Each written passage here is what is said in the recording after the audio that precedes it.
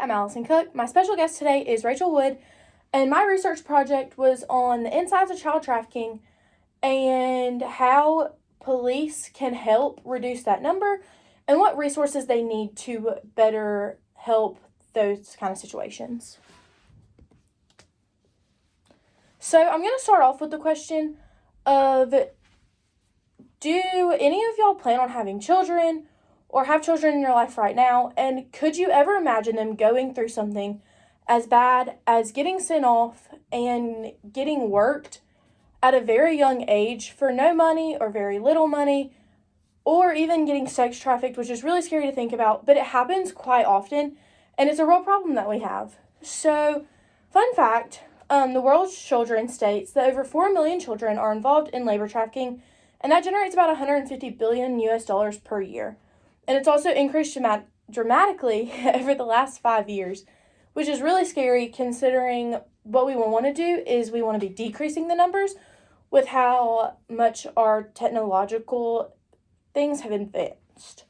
So what I'm going to talk about today are the different types of trafficking, the different types of resources that law enforcement already does have and that we have eligible for us to use, and what they need to improve the numbers and effectiveness. Okay, so the different types, you have labor trafficking and you have sex trafficking. So, according to the Administration of Children and Families, labor trafficking is forcing someone under the age of 18 to work by using physical or psychological tactics or by abusing the legal system. So, for those that don't know, there's one law that states that you can't work under a certain age, but there is another law that states that your children can work under family, at a younger age. However, you do have to prove that it's family, and there's a lot of documents that you have to go through. What is sex trafficking? Sex trafficking is the recruitment, harboring, transportation, provision, obtaining, patronizing, or soliciting of a minor for the purpose of a commercial sex act, which is stated by the Office of Juvenile Justice. And fun fact, there was a 25% jump in human trafficking cases from 2017 to 2018.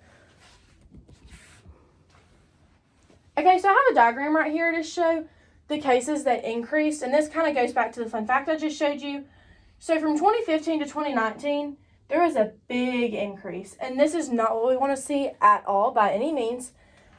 And stated by an FBI agent, last year we got 18 million reports of child sex abuse materials being posted online, and that is a 10,000% increase over the last 6 years. And part of that is because technological advances and social media and all that stuff is getting a lot more popular. So we're starting to use technology more often, and so that's the way they're starting to do this instead of doing it more so in person. So what resources do police already have? I got these from Addressing Human Trafficking on the cops.gov. So one of the things that they already have is Child Sex Trafficking, a series for frontline officers, which is a toolkit, and it includes a series of training videos, a discussion guide, and a little, I would call like a cheat sheet in a way, that officers can pull up and use it when they're in scenarios on the front line. And frontline officers are the people that pull you over, that deal on the front line of like the face, I would say, of the system. And then there's CRITAC, which provides critical and tailored technological assistance resources to state, local, territorial, and tribal law enforcement agencies on a range of topics. But one of their main topics that they provide resources for is human trafficking. And human trafficking is the overall, and then child trafficking is the smaller portion of it. But it doesn't mean it needs to be looked down on at all, because a lot of your human traffickers started out as child traffickers. And in order for us to decrease the numbers, we have to stop child trafficking before we can stop human trafficking.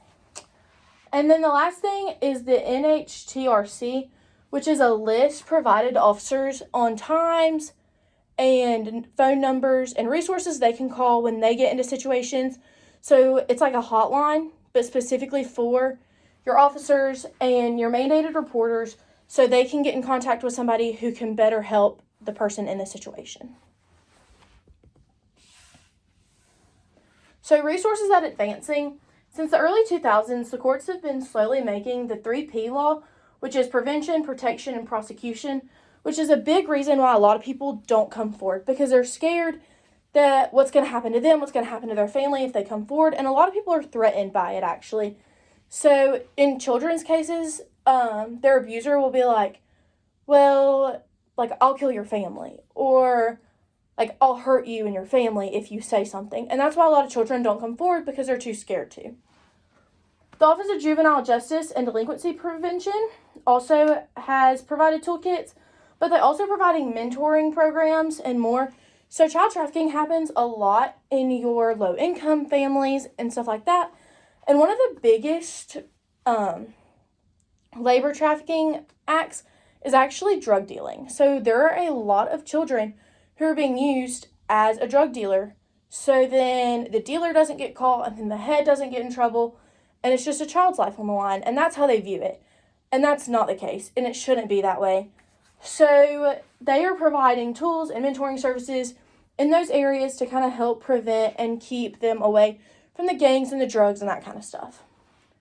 The FBI also has a violent crimes against children program, and the DHS has a new Blue campaign, which works with law enforcement and organizations to provide awareness. So the FBI has worked a lot of cases like this, which is really sad, but they have slowly gotten more and more resources, and so they have a specific program and campaign meant just for children and how to go against it and what you can do as an everyday person or as a teacher or as whatever you do on your daily basis, how you can report it.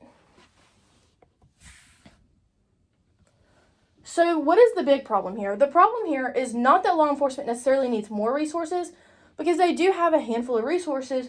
The problem is that children aren't comfortable enough to speak up. So the problem here is not even that children aren't comfortable enough to speak up, but we as people don't know the signs. We don't know what to look for. And unless you're a mandated reporter, you usually don't go through the training to access those. So now it's your turn. I want you to scan this QR code if you feel like this is something you have a passion for. So this QR code will actually take you to 10 of the main signs that come along with children being trafficked. So it comes along with behavior. It has like income levels, which I know isn't based on all the time, but it does have a lot of good information and resources that lead back to how we as everyday people can call and prevent things. And there's also donation lists. So there's a lot of research going on how they can prevent it and what we can do. And this is not just in the U.S., but it's also out of the country. This actually happens a lot more out of the country in your Asia areas. However, it is happening in the U.S., and that's our main focus, being that that's what affects us the most. Thank you, and have a great day.